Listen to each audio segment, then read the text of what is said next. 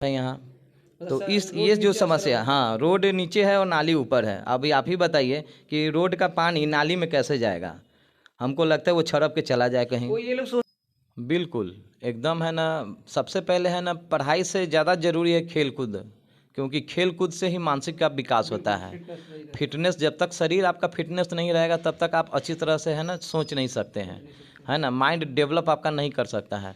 तो खेल का मैदान होना बहुत ज़रूरी है। पहले जैसे हम लोग खेलते थे समिति बाज़ार।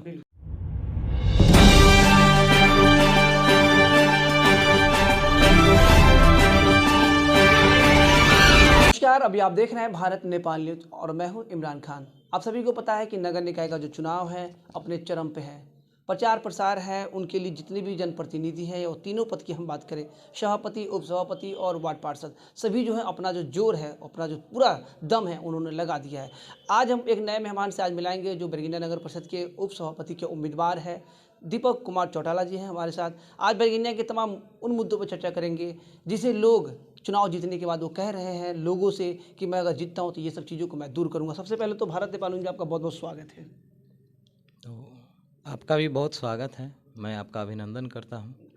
और बरगीनिया नगर परिषद की सभी जनता को भी मैं दशहरा की शुभकामनाएं दे रहा हूं और सबका अभिनंदन भी करता हूं। दीपक जी, एक चीज़ मैं आपको, जो पहला जो सवाल से हम आपको शुरू करेंगे, आपका जो इंटरव्यू है, मैं ये चाहता हूँ कि जो आपने चुनाव लड़ने का जो मन बना ही लिया है, लोग से मिल रहे हैं, लेकिन आपका जो घर है बरगीनिया के बीचों बीच में है। आपको कौन सा ऐसा जब मुद्दा लगता है कि जो बरगीनिया, आप जो चुनावी मैदान में आ गए और लगता है कि हाँ ये सब जो काम है वो पहले होना चाहिए था, या अगर मुझे जनता आशीर्वाद देता तो मैं कर सकता हूँ इसे? देखिए, समस्याएं तो बहुत है जो जनता देख भी रही है और जान भी रही है सब। और मुद्दा तो लगभग सबके नज़र के सामने ही है। जैसे अब हॉस्पिटल ले लीजिए, स्वास्थ्य को लेकर। तो स्वास्थ्य को लेकर है ना, खुद हॉस्पिटल ही बीमार है। हॉस्पिटल के चारों तरफ ही इतना गंदगी फैला हुआ बड़ी बात क्या है ना। और इतना गंदगी होने के बाद लोग, पेशेंट इलाज कराने जाते हैं, इलाज कराने नहीं जाते हैं, वो खुद बीमार और होने जाते हैं।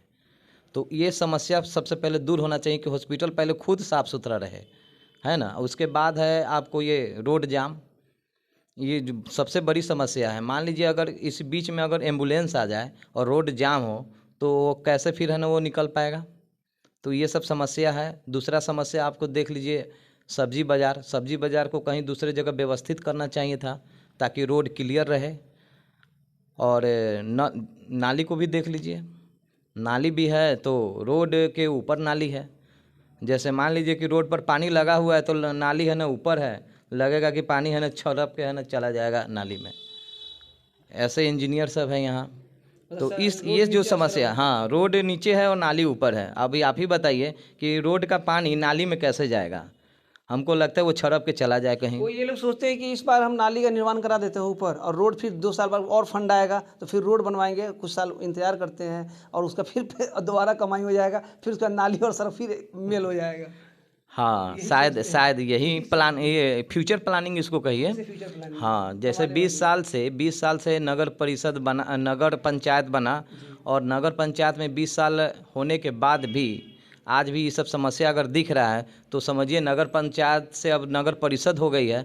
तो फ्यूचर प्लानिंग शायद यही है कि नाली ऊंच है और रोड नीचा है तो उसको है ना फिर फ्यूचर में इसको ऊंचा किया जाएगा। अब देखिए ये फ्यूचर प्लानिंग कब तक कामयाब होती है। एक चीज़ मैं इसमें और जोड़ना चाहता हूँ, जब पहली बार जब बरगीनिया में जब चुनाव हुआ होगा तो मुझे लगता है कि समस्या भी जो आज जो लोग गिनवा रहे हैं उन्हीं को मुद्दा बनाकर चुनाव लड़े होंगे, लेकिन कहीं ना कहीं उनका जो विकास तो होता गया, लेकिन जिन विकास को मुद्दा बनाकर उन्होंने चुनाव लड़ा वही पीछे रह गया। हाँ, मुद्दा को तो एकदम अस्थिर करके रख दिए हुआ है। यहाँ के जितने भी हैं ना चुनाव लड़ने वाले लोग हैं, यहाँ मुद्दा को अस्थिर करके रखे हुए। मुद्दा का कोई विषय उठता नहीं है। जब जब चुनाव आती है तब तक मुद्दा उठता है, और ज्यों ही चुनाव ख़त्म हो जाती है तो उसके बाद मुद्दा भी वहीं स्थिर रह जाती है। तो ये सब समस्या ख़त्म होना चाहिए। अब जैसे हम लोगों के बीच में जाते हैं तो लोगों के बहुत सारी समस्याएं होती है। जैसे स्वास्थ्य को लेकर है, हॉस्पिटल में डॉक्टर की कमी है, डॉक्टर नहीं है, लेडीज़ डॉक्टर की कमी है, लेडीज़ प्रसव में है ना परेशानी होती है, डिलीवरी के समय वहाँ पे नर्स का सुविधा नहीं रहता है। तो ये सब परेशानी होती रहती है। तो इस सब का समस्या का समाधान होना चाहिए। डॉक्टर मान लीजिए डॉक्टर आते हैं तो वो अपना 1 घंटा का समय दे देते हैं, बाद बाकी वो अपना ड्यूटी करके फिर चले जाते हैं। तो ऐसा नहीं होना चाहिए। डॉक्टर का ड्यूटी जो ड्यूटी है 8 घंटा 10 घंटा जो ड्यूटी है उनको पूरा ड्यूटी करना चाहिए। तो ये सब ऐसा होना चाहिए। दीपक जी, अगर आप चुनाव जीत कर आते हैं, 12 तारीख को तो रिजल्ट भी आ जाएंगे और ये सब चीज़ जनता किनको आशीर्वाद देती है वो तो उस दिन पता चल ही जाएगा। लेकिन अगर आपके सर अगर सेहरा सज जाता है तो अपना कुछ काम है ज़रा जनता के सामने रखें कि अगर आप जीत जाते हैं तो वो काम आप करेंगे बैरगनिया नगर परिषद के लिए। इमरान जी, बैरगनिया नगर परिषद की जनता अगर मुझे अपना आशीर्वाद देती है जी तो मैं उस आशीर्वाद के तले मेरे अधिकार क्षेत्र में जितने भी काम आएंगे मैं पूरी ईमानदारी के साथ उस काम को है ना निभाऊंगा और करूंगा भी। जैसे मान लीजिए बाईपास का जो सड़क है इतनी जर्जर हो चुकी है कि उस पर जाने के बाद लगता है कि अगर बाइक वाला गया तो लगता है कि है ना कमर टूट गया उसका, है ना। इस तरह की परेशानियां हैं। तो मेरे आने के बाद तो ये सब समस्या नहीं होगी। मैं चाहूँगा कि वो रोड का निर्माण हो और ये जो देखते हैं सब्जी बाज़ार में भी जाम लगती है, वो भी समस्या हटे। आप एक युवा हैं और काफ़ी यहाँ के युवाओं की अगर वोट की हम बात करें तो बहुत सारे हैं और बैरगनिया में खेल मैदान नहीं है। आज युवाओं को अपने भविष्य की चिंता लगी हुई है। इसके लिए जितने भी जनप्रतिनिधि हैं कुछ सोचते नहीं हैं। क्या बैरगनिया में एक खेल मैदान बनेगा? क्या यहाँ के लोगों के लिए पार्क की जो सुविधा है वो नहीं है, वो मिलेगा, वो मुहैया आप करवाएंगे? बिल्कुल, एकदम है ना। सबसे पहले है ना पढ़ाई से ज़्यादा ज़रूरी है खेल कूद, क्योंकि खेल कूद से ही मानसिक का विकास होता है। फिटनेस, जब तक शरीर आपका फिटनेस नहीं रहेगा तब तक आप अच्छी तरह से है ना सोच नहीं सकते हैं, है ना। माइंड डेवलप आपका नहीं कर सकता है। तो खेल का मैदान होना बहुत ज़रूरी है। पहले जैसे हम लोग खेलते थे समिति बाज़ार, है ना। आज समिति बाज़ार को पूरा है ना गोदाम बना के जर्जर, वो कोई काम का गोदाम नहीं है, जर्जर बना दिए हुआ है। गोदाम भी है तो किसी काम का नहीं, उसमें है ना ख़त्म कर दिया। एक खेलने का मैदान था, बचपन में हम लोग वहाँ खेले भी, लेकिन आज एक थोड़ा सा भी जगह नहीं बचा हुआ है खेलने के लायक। तो हमारी कोशिश रहेगी कि कम से कम बैरगनिया नगर परिषद में एक खेल का बड़ा मैदान हो कि ताकि बच्चे वहाँ पर जाके अपना गेम खेले, फुटबॉल है, क्रिकेट है, ये सब अपना खेल सके। दीपक जी, अंत में जाते जाते बैरगनिया नगर परिषद के तमाम जनता को भारतीय न्यूज़ के माध्यम से जो लोग देख रहे हैं उनको क्या संदेश देना चाहेंगे? मैं बैरगनिया नगर परिषद के 2600 वार्ड की जनता से यही अपील करूंगा कि 10 तारीख को मतदान करें और मतदान करने के समय सोचे कि है ना वो व्यक्ति जो उनके लायक है उनको ही मतदान करें।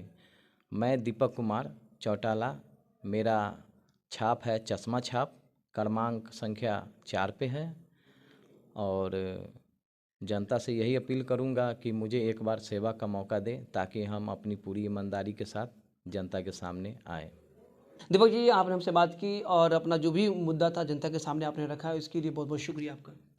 आपको भी बहुत बहुत शुक्रिया और बैरगनिया नगर परिषद की सभी जनता को भी शुक्रिया और दशहरा की हार्दिक शुभकामनाएं। जय बैरगनिया, जय बिहार, जय भारत।